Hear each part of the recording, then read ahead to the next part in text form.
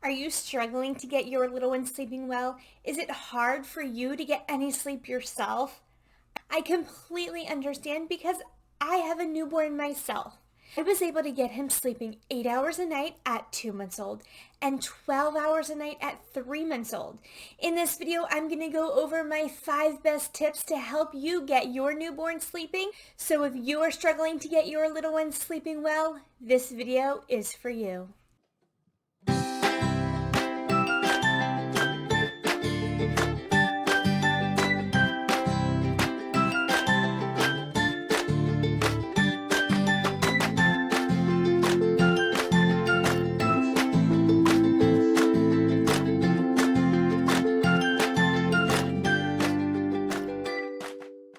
Hello, I'm Haley Hennihan with LittleSleepersAndDreamers.com, and I am your pediatric sleep consultant.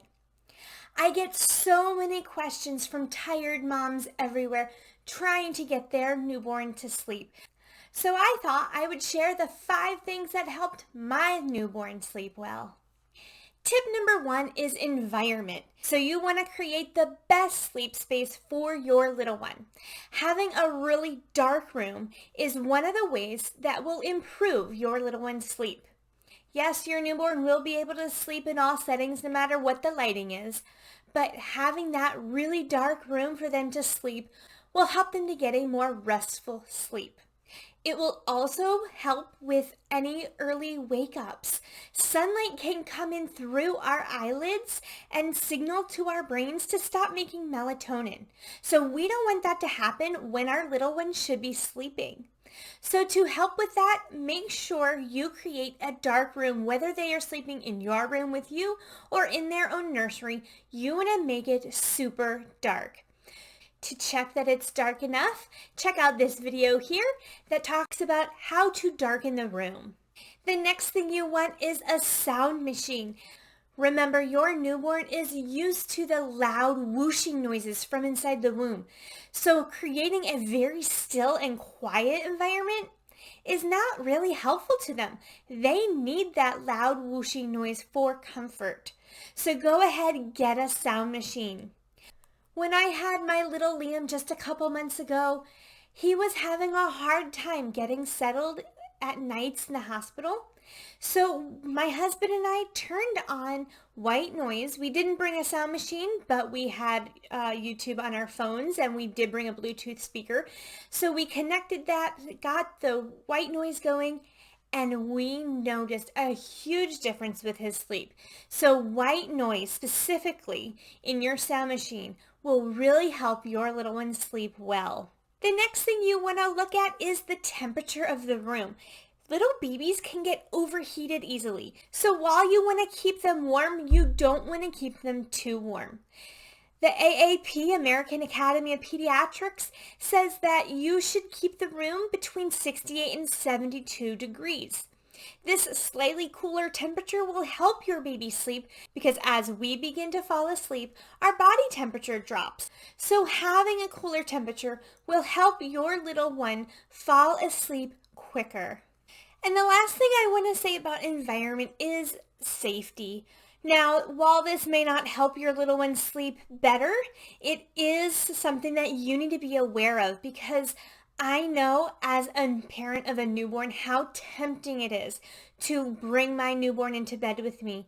But you really want to make sure that your newborn has their own sleep space because when you fall asleep, your senses fade. You are not as quick and aware and able to realize what's going on, and that's how accidents happen. So to keep your little one safe, make sure he or she is placed in her own sleep space to sleep.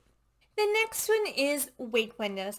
Now, I know probably at this point you're like, I know, wake windows, follow the wake windows, but I found out firsthand just how important they are. So for your newborn, the first few weeks, your baby is going to be very sleepy. You are going to have trouble keeping your baby awake. So don't worry about it. Just kind of get used to everything, get adjusted in those first couple weeks. And then around week 3 or 4, you want to make sure that your baby is not awake for more than 45 to 60 minutes. This is very important so that your baby doesn't get overtired. Overtired babies have a hard time settling down and going to sleep. So oftentimes when you are in that state where you are trying to get your little one down to sleep and they just won't let you put them down, they're probably overtired. So make sure you pay close attention to those wake windows. What I did with my little one was I set a timer. Every 45 minutes, I would set that timer and I would begin his quick little nap routine and put him down for a nap. And I found that when I was super consistent with those wake windows, he began to understand how to fall asleep and stay asleep better. So really pay attention to those wake windows to keep your baby from becoming overtired. My third tip has to do with feeding. So you want to keep your baby awake while they feed. Now I know when you have a newborn, they are super sleepy. It's nearly impossible, but do your best. The more you practice it and are consistent with it, the more your little one will get the idea that, oh, I need to eat and then I need to sleep. And it is not all in one. So you want to really try your best not to feed to sleep. Okay? If your little one is just so sleepy when they're feeding and you just can't do anything to keep them awake, do a diaper change after. Do something that will stimulate them, wake them up a little bit before they go back to sleep. Okay, so you really want to make sure that you are keeping them awake. When you go to them for night feedings, turn on a light. It's very common. I hear a lot of my clients say, oh, when I go in, I keep the lights off, I feed them, I put them right back. But you want that light on. You want them to know that feeding and sleeping time are separate. The reason you don't want to feed to sleep is because you don't want them to become dependent on you. They are going to always want you to feed them before they go to sleep every time they wake up, if that is what they are used to. I like to give the analogy of a pillow. So say you go to bed with a pillow and you wake up and that pillow is missing. You're going to start looking around for it and then be fully awake, and you're not going to get back to sleep until you have your pillow back. Well, it's the same thing for a baby. They want that comfort to go to sleep, and they're not going to go to sleep until they have that back. So the sooner you can start setting that foundation, the better they will be with it. Another thing with feeding is you might hear, oh, put your baby on the eat, play, sleep cycle. Make sure they're eating and then playing and then sleeping. And that is great. That is exactly what you want them to do as they learn not to feed to sleep. But with your little one and their wake windows, it might not work out just so. So for my little Liam, he eats every 3 hours.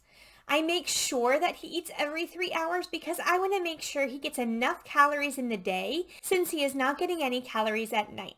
So it's very important that I make sure he gets 5 bottles in the daytime. Now, while I'm following his every 3-hour feed cycle, I'm also following his every 60-minute wake window schedule because at this point he needs 60 minutes before each nap. But sometimes he needs to eat and sleep at the same time. What do you do? I know that he is going to need to do both. I make sure I give him a bottle about 15 minutes early so that he eats while he is fully awake. I do a diaper change, give him a few minutes to let things settle, and then I put him down for a nap. So he is not in that eat, play, sleep cycle because of how his 2 different schedules of feeding and wake windows are. And that's okay. It is a great goal to get to the eat, play, sleep routine, but it is not going to happen right away. So give yourself some grace. Tip number 4 is naps. So let's talk about naps for a little bit. So as I said, you want to make sure your baby is on a 45 to 60 minute wake window schedule. And when you put them down, you want to do a brief little routine. Do something that you do every single time that will help signal to them that they are getting ready for a nap. You also want to make sure that you give them things that will help them to sleep because at this age, they are not able to self-soothe on their own. So my son started with a swaddle and now moved to a sleep sack, and these are super important. Your little one wants to be snug and tight. You might think your little one might hate it, but trust me, give it a few minutes, give it some time. They actually love it. They really do.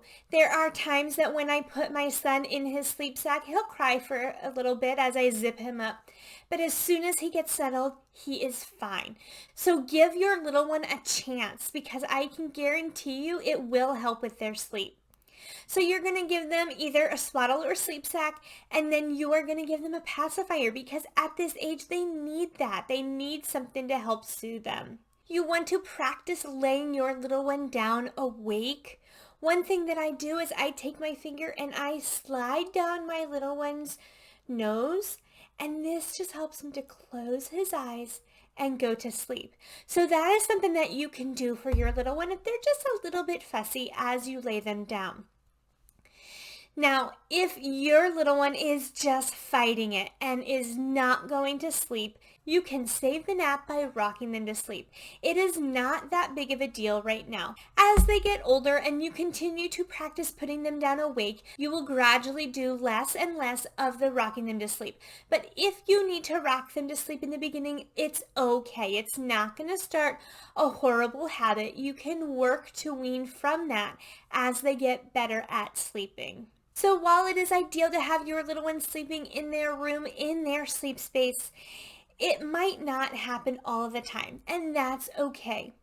Your goal for these 3 months is to get your little one having their first nap of the day in their bassinet or wherever they sleep. They will have that sleep pressure still from the night before, so falling asleep for that first nap will be a little easier than any of the other naps. Now those other naps can be on the go, they can be on you, they can be in a swing. It doesn't really matter what you do. Just make sure that if they are sleeping on you, that you are fully awake, because you don't want to be co-sleeping. And the last tip is bedtime. So for bedtime, you want to start a bedtime routine. It is never too early to get your little one on a bedtime routine. So go ahead, give them a bath, change them to their jammies with some lotion, feed them, read them a story, sing them a song, and put them down. These things that you do every single night will help cue them to go to sleep and have a great night's sleep. Now, as you are following their wake windows, go ahead and put them down for bed between 6 p.m. and 9 p.m. at night. That is the chunk of time that will work the best with their circadian rhythm. So that is the bedtime you want to aim for, depending on where they are with their wake windows. And again, if they wake in the night, make sure you have a light on so that they understand that they are awake and eating, and then they will go sleep. Remember, your little one is learning how to sleep. This is not something where you put in the magic formula and boom, you have a wonderful sleeper right away. It will take time. So give your little one and give yourself grace as you help your little one learn to sleep. If you are still struggling and you would like my support, you can go to my website, littlesleepersanddreamers.com, and you can schedule a free Zoom call with me where we can talk about what's going wrong and how I am able to help your child personally. Take a deep breath, Mama. You are doing great. Your baby will become a great sleeper because you are putting in this effort now. If you found this video helpful, go ahead and click the thumbs up button, subscribe to the channel, and hit the alert bell as more videos will be coming your way. I'll see you in the next one. Sweet dreams.